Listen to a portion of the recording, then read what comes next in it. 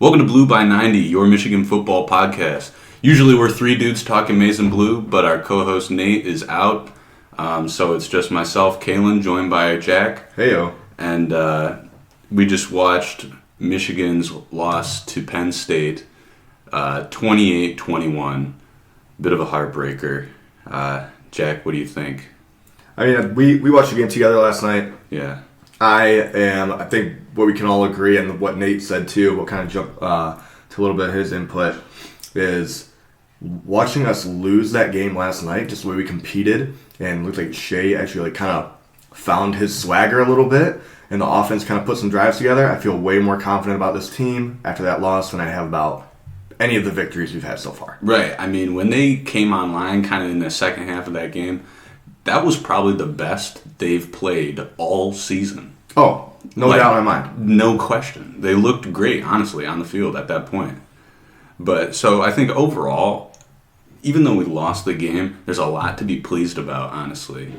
Yeah, looking in that second half, I mean, defense helped us when we needed them to get a stop. I mean, there was one big play that they gave up a touchdown where Handler just blew right by Metellus, but other than that, they had we could rely on them consistently throughout the game to get stops when we needed to come back and climb back and get some points. And I mean, I was happy with the defense overall. I mean, first half kind of sucked where, that interception that Shea threw on that screen pass. I mean, it's just, there's just some tough breaks that we didn't get, some drop balls in the first half. Could have been a completely different game. But overall, second half, the way the team competed, I was pumped to see that. Yeah, you can't be mad at that. Well, let's kind of separate it up and kind of look at the game first half versus second half, right? I mean, first half of the game was like my worst nightmare, right? I was like reliving Wisconsin. When it was 21-0 at one point, I was like, here we go again. We can't stop their big plays. We can't score. I mean, we were going like... Even when I think our third possession, we were kind of starting to string it together. I think we had like 50 yards or so. Yeah. And I can't remember if that was the one we got stopped on downs or if the field goal. Was it after we score already on that one? No, it was the first three possessions. The first one we had like 28 yards and ended up punting. And then the second one was a 3-and-out where we had like a -1 yard gain. And then the third possession, we had like 50 yards. But I can't remember exactly what happened. But it's just, that was kind of the whole story of the first half. And then defense was just, it wasn't terrible, honestly. The defense... Just big plays. It was just... big plays. Yeah, all of a sudden, one-on-one coverage, throw the ball up, boom, 50 yards for them or whatever, right? And that's kind of the same old story with Don Brown, right? Letting up big plays, and then those come back to kill us. So, but yeah, that third drive you're talking about, we on downs. It was on downs. We're off on downs, yeah. Oh gosh, and the first half drop passes, man. Everywhere, left and right. I think every single receiver had a drop pass. Every single receiver had a drop pass. I know in that environment, it can get to you, especially if you're a young guy. You haven't been there. I understand, but you just got to clean it up a little bit, right? You got to come in there ready to play. And that's why, I had sent you that article where Jim Harbaugh was saying, like, this is just another game. Go out there and play, right? I don't know if I agree with that, right? I mean, I think that works if you're a professional athlete. Like, yep, it's just another game. Go out there and earn your check. But when you're a college athlete, I think you got to light a fire under some of these guys. And that's what I'm wondering, too, is if it's just something where he's saying that to the media, and he's saying something completely different to the team. That's a good point. But we were talking about it last night, like, what do you mean this is just another game? This is not just another game. This the difference between us winning and losing that game, or the different outcome for the rest of the season, right now, it's just like, okay, we still got all our rivals.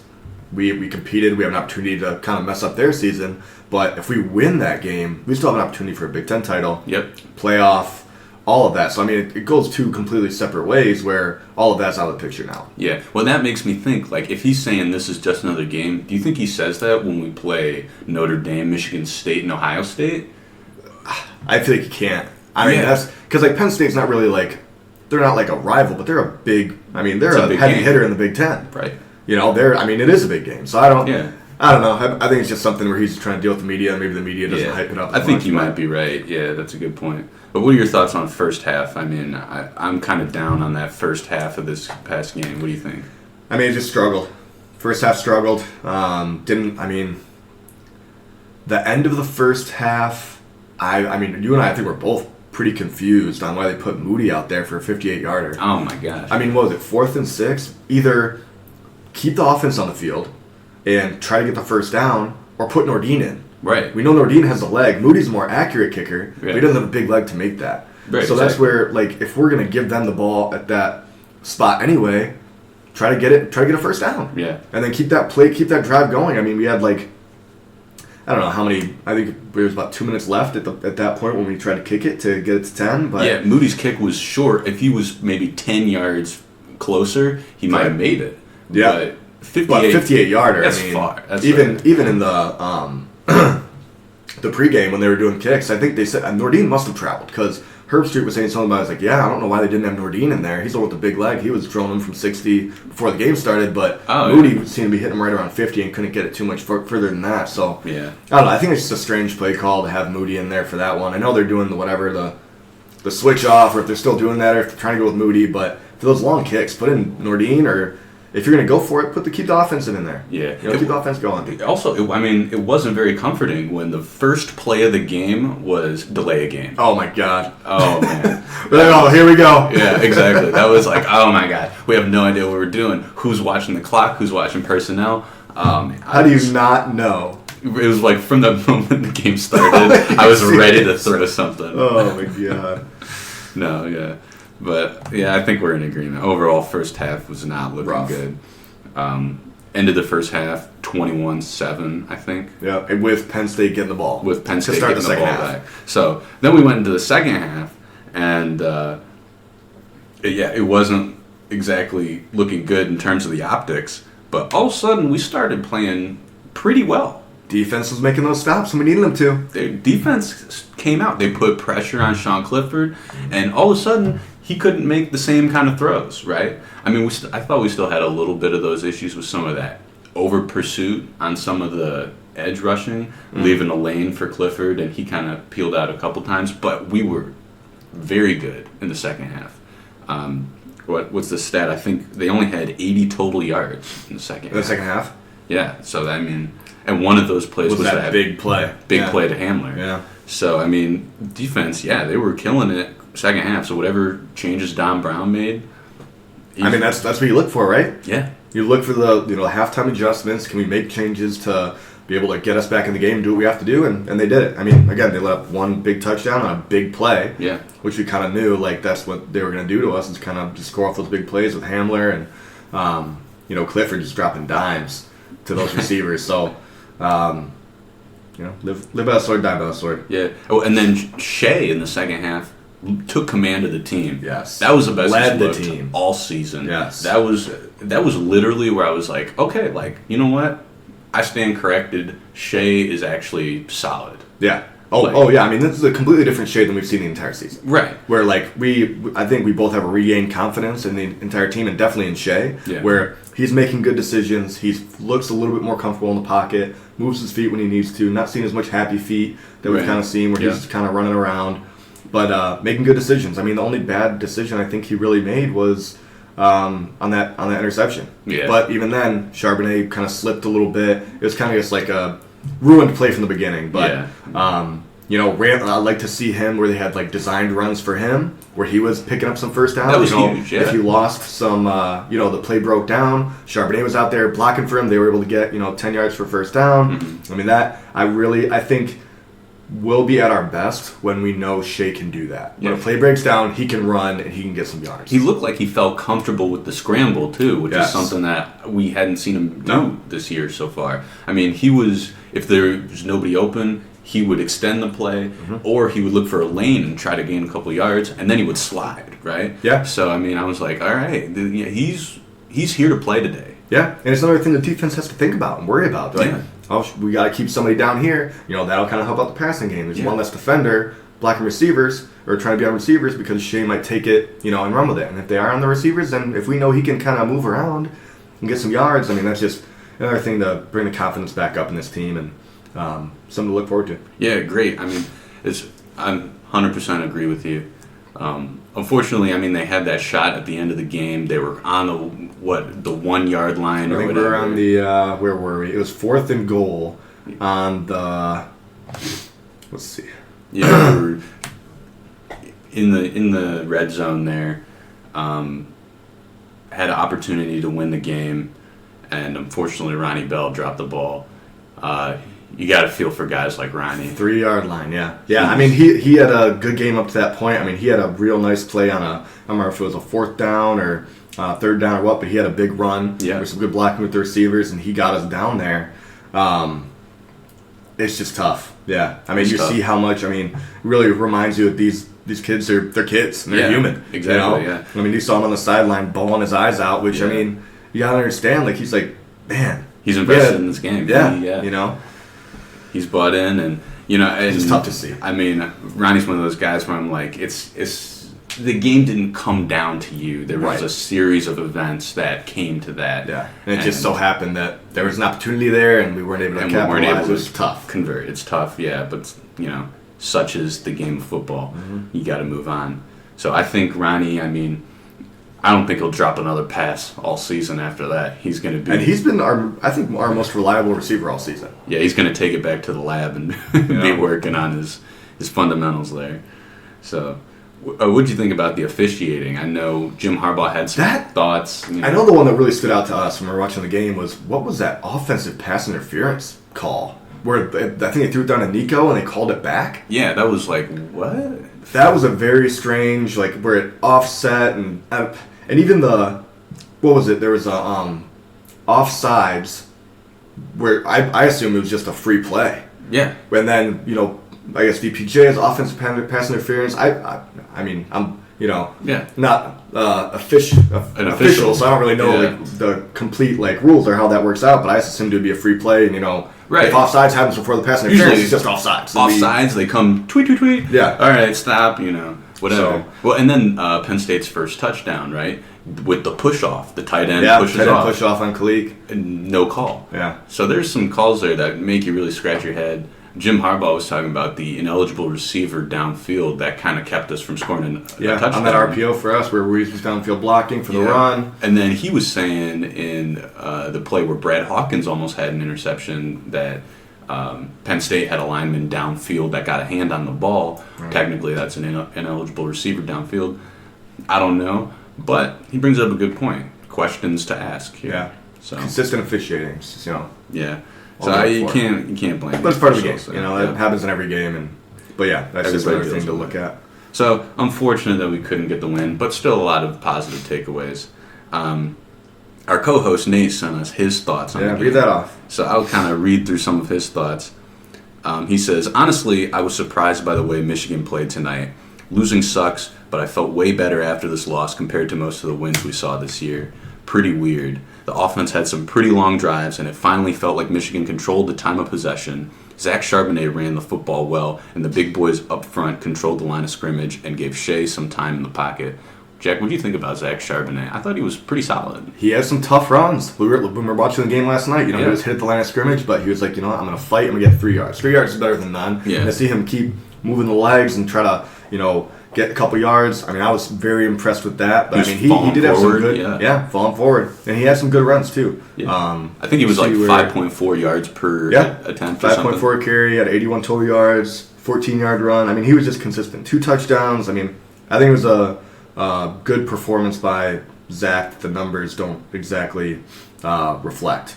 Yeah. Back to Nate here. He says Shea was probably player of the game for Michigan. He looked good, not perfect, but he seemed more comfortable and got the offense to move the ball. It's pretty apparent that the offensive... What does he say here? I know. It's pretty apparent that live and die by QB's performance. Will live and die by QB's performance. So maybe all the criticism around him this year has been valid. Who knows? Either way, I was happy with the offense. There were times last night where I thought this is what we wanted to see when we heard Gaddis was hired back in January. Yeah, I agree. They had 41 total pass attempts last night, and things were clicking. Maybe Jim Harbaugh was right when he said the offense is hitting their stride. Everybody got touches, and it's about time. Nate, I agree with you. Yeah. The defense played well, too, despite some hiccups. They had a lot of 3-and-outs, and Penn State, from the second quarter on, couldn't run the football at all. Huge plays by some guys in open field on third down. I never knew Josh Uche had such great closing. He got shot out of a cannon. I was like, oh, shit, he's up there now. Cam McGrone, again, made a big open field tackle on the running back, and it seems like he will be the key piece for Don Brown in the future. Agreed. I honestly felt like the defense played well, and I blame the coaching for the first quarter debacle. I love Don Brown, but he needs to stop putting this guy man-to-man with first-round NFL-type talent. Yep. KJ Hamler is a stud muffin, and the times where he scored, it was because Don Brown put his guys man-on-man against him. KJ made a huge difference in this game, and without him, I think Penn State is just average, just like with Saquon Barkley. Too bad Don Brown hasn't learned his lesson. That falls on Jim, too, since he's technically the boss. I felt that if Michigan wouldn't have given up the big plays, they would have won, and that's honestly Don Brown's Achilles heel. It honestly seemed like Michigan was the better team. I agree.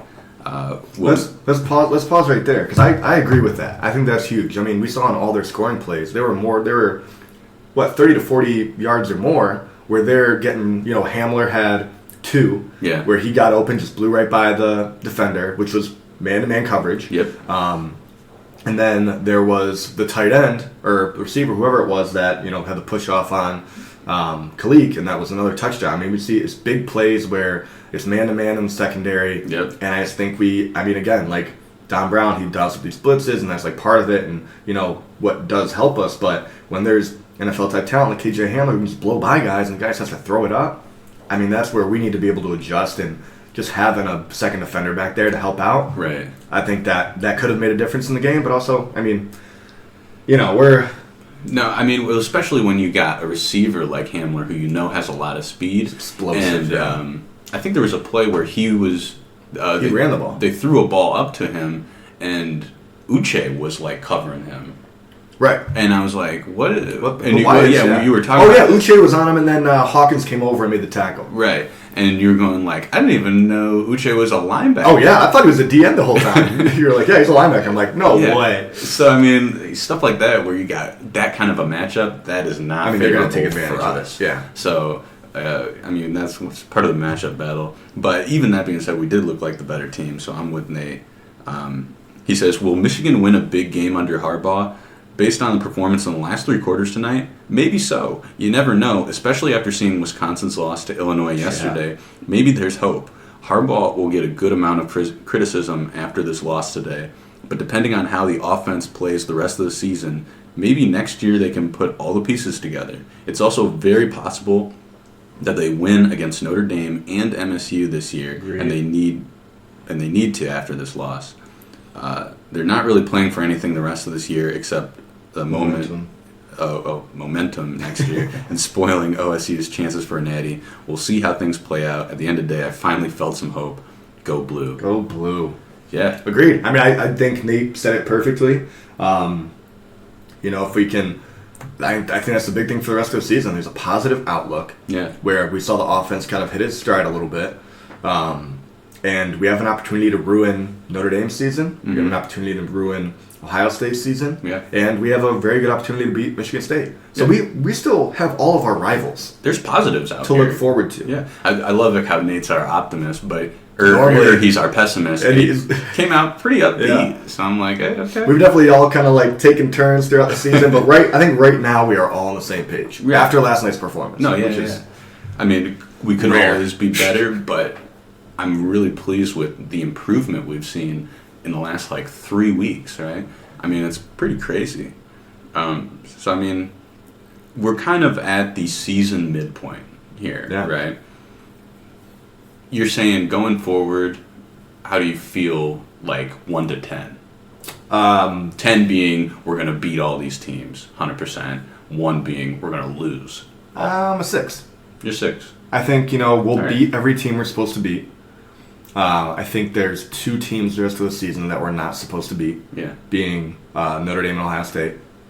But I think we've got an opportunity. After watching that game last night, if our offense can compete and our team can compete the way they did, we were down 21-0 at one point in the game, and we were able to come back, and the offense looked like there was energy. Like when we looked at Wisconsin, it looked like they gave up. Like there was no energy on the side. They're walking on the field. It was awful. Where we saw a completely different team last night against Penn State, and if we can have that team, I think we have opportunities to at least keep ourselves in the game and to give ourselves an opportunity to win against Notre Dame.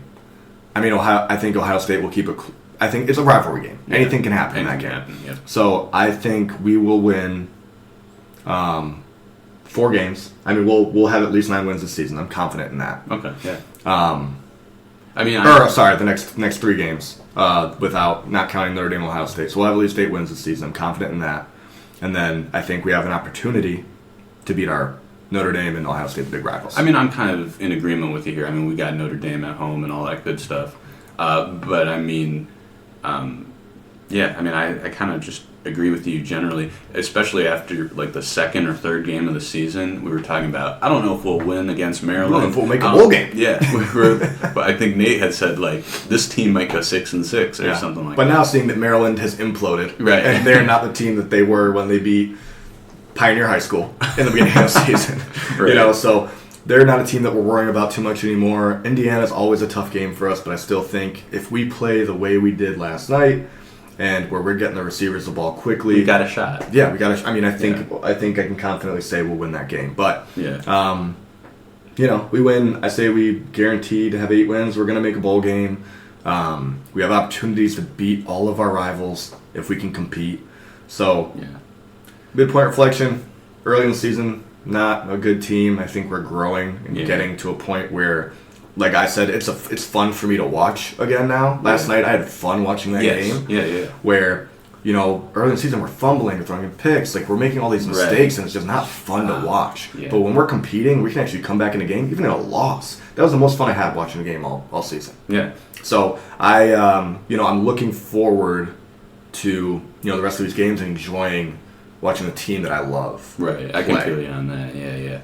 I mean, just for fun, is there any way that we can make a Big Ten championship game? No. No way. I mean, because if you look at it, Penn State would have to...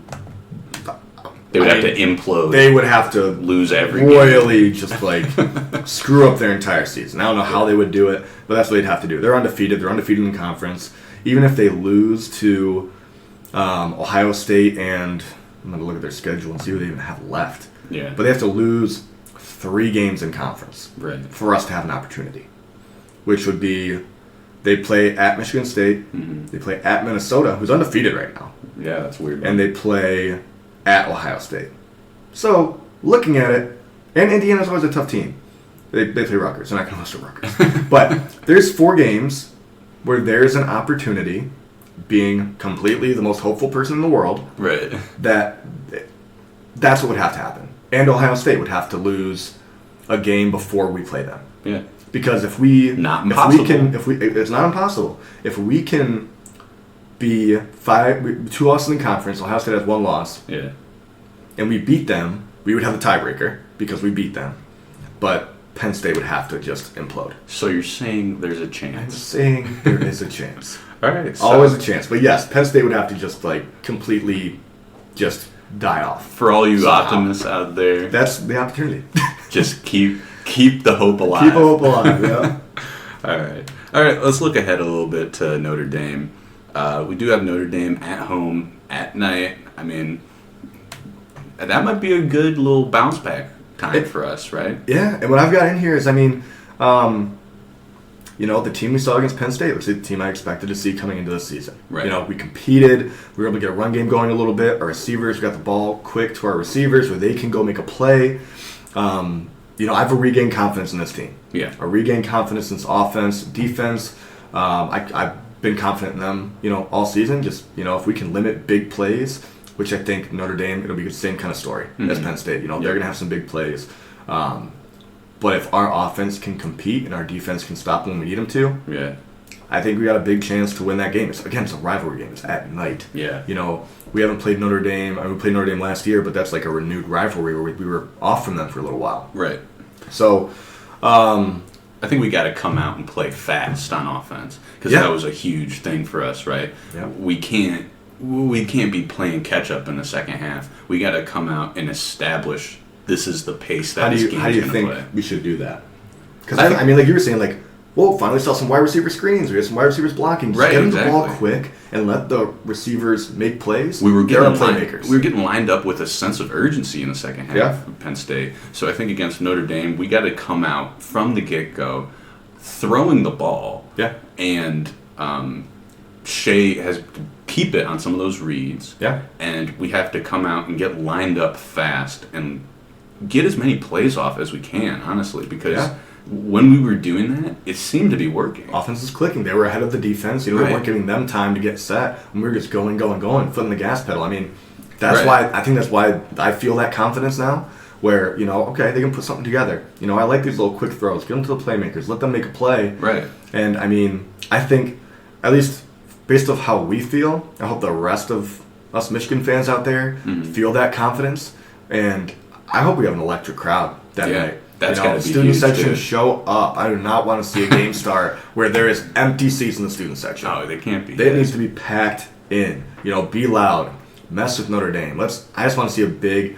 Harbaugh needs this more than anybody. Yeah. This team needs this for confidence going through the rest of the season. We need to get a W against Notre Dame. I want to see us compete, and I think there's always a chance in rivalry games. Now, I think this Notre Dame team that we're playing is very good. But I think we've seen some of the cracks in their scheme start to appear, right? I mean, they barely escaped USC. USC is not, like, an amazing team right now. But also a rivalry game, right? But it is a rivalry game for them. And so that's kind of where I'm saying, like, I mean, the cracks have started to appear in this Notre Dame team. And if we can take advantage of a lot of that, we got a good shot. Mm-hmm. I mean, Ian Book is pretty mobile, which we usually struggle with.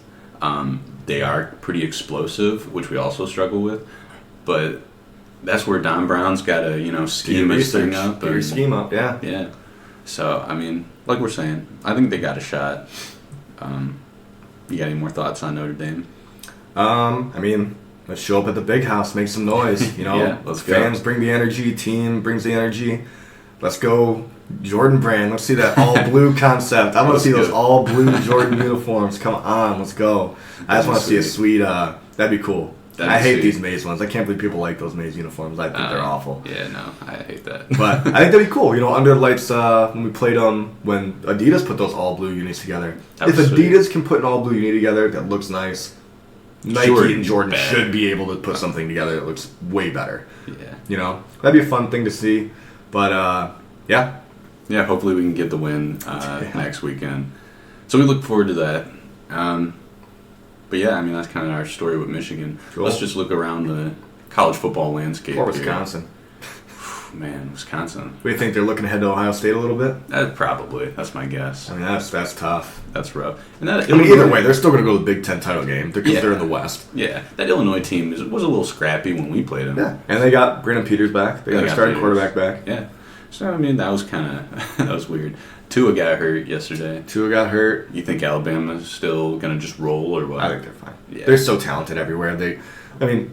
Like Michigan, man, like we say, like get the ball to our playmakers' hands, get them in these receivers' hands. Bama's got the best receivers in the country. Yeah. All these guys are fast as hell. Just get them the ball. If you don't have a backup at Alabama that can throw a ball to a receiver that's going to be wide open, I mean, I'd be shocked. I would be shocked. So I think Bama's going to be fine. I mean, they got Tua's little brother there as third string. Yeah. So. And I mean, their defense is looking a little, not as good as it has been. Not as good as everybody expects. Yeah. So I mean, maybe there could be an opportunity where Tua will be able to make a play that this backup can't. Yeah. But I think they'll be fine. Yeah. Against LSU would be the big worry. Like, right, can he be back by LSU?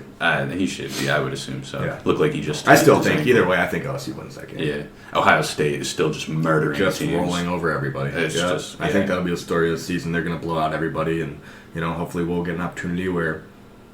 We can make up for last year's awful, ruining. Jeez. God. Yeah, we don't even talk about that.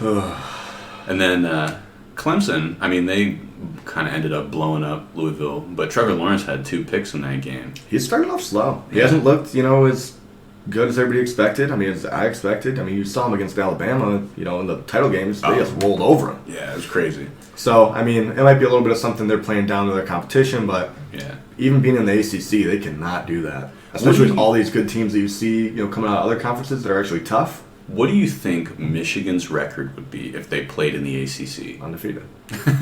I think any of these teams go in the ACC, they're undefeated. I mean, again, are you saying switch Clemson with Michigan or something? Take Clemson out and put Michigan in there. Yeah. Just a what if. Yeah. What do you think Rutgers' record would be in the ACC if they were in the ACC? Man, they'd win a couple more games. I don't know. Rutgers is kind of lost. They might not change at all. They'd be but they'd be better off. 3-4 or something now. Maybe. Who knows? Yeah. I mean, ACC. I mean, UNC. I think they're going to put something together with Mac Brown. I mean, they're looking at their recruiting class. I think they've got some big recruits. I think they just recently signed a 5-star guy. So maybe Mac Brown's going to turn that around. That would be sweet. Yeah, get some competition. Florida State. Florida State's just Willie Taggart. I don't understand the hype that was around him. He never had a great season. But people loved him. I don't know. He's a bum. Oh well. Okay. Well. You got anything else? That's kind of all I got. No, just look forward to next week. I mean, I'm excited. I got to work on Saturday, but luckily it's a night game, so I'll have plenty of time to tailgate and get ready for the game. Go Blue. I think we have optimism looking forward, positive outlook. Yeah. Follow us on Instagram, like us on Facebook, subscribe on YouTube, Apple Podcasts, Blue by 90 Podcast, and keep listening. Yeah, go Blue. Go Blue.